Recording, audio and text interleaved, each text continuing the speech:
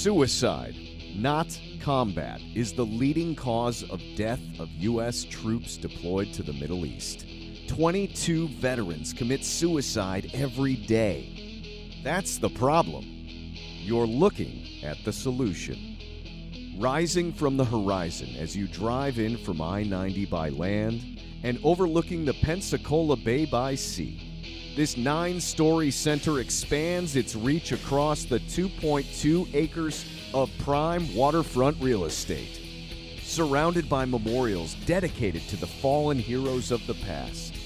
These grounds honor the past as they connect living warriors to their healthy future.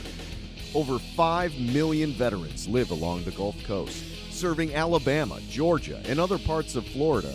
This facility would provide over 9,000 square feet of office, lodging, and treatment space to the highest density of veteran population per capita in the nation.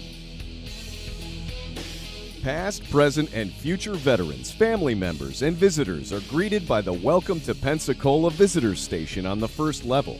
The Historic Exhibits Museum outlines Pensacola's origins as the cradle of aviation in the southeast corner. NGO service space will include mental health clinics, living quarters, and education services for University of West Florida's Historic District Office.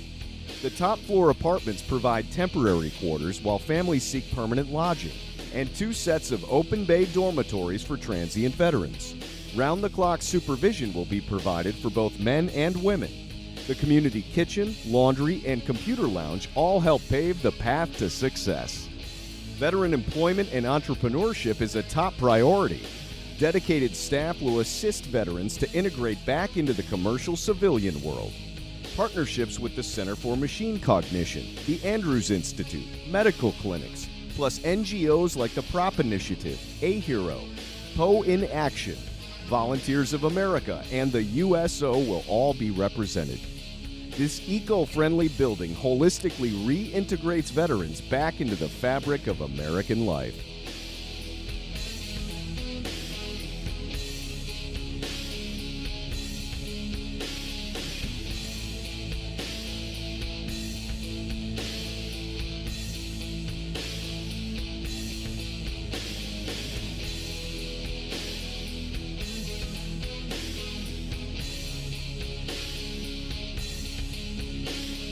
In the 16th century, Spain, France, and England all fought for Pensacola. Spanish explorers arrived in 1559 but abandoned their settlement 2 years later. Spain returned to Pensacola to defend claims to Spanish Florida in the late 17th century. The city's strategic but isolated position led to Spanish, French, British, United States, and the Confederate States of America transitions. Thus, the City of Five Flags was born. In 1763, the British captured French Pensacola, designating it capital of the British West Florida. Pensacola Naval Air Station now resides on an old British Royal Naval fort.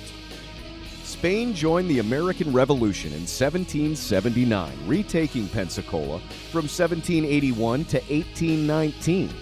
The United States took control of Florida after defeating Britain in the War of 1812 and negotiating the 1819 Transcontinental Treaty with Spain. In 1825, Congress appropriated construction for the lighthouse, currently at Pensacola NAS. On March 3, 1845, Florida was admitted to the Union as the 27th state. Naval Air Station Pensacola, the cradle of naval aviation, is the initial training base for all Navy, Marine, and Coast Guard aviators, and home base for the precision flight team, the Blue Angels. Naval Education and Training Command, Naval Aerospace Medical Institute, and the Naval Air Technical Training Center all call Pensacola home. Visitors to this facility can experience the Naval Aviation Museum, Pensacola Naval Air Station Historic District, the Pensacola Lighthouse, and Barrancas National Cemetery. There's no finer place to celebrate our nation's military history while building a healing path to our veterans' future. To fight this epidemic, first we must build it. Then they will come. Then they will live. then we all win. Veteran suicide has passed the threat level.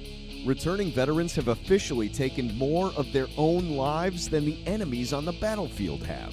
It's time to stop being polite. It's time to heal the sick and rebuild at home while others fight abroad.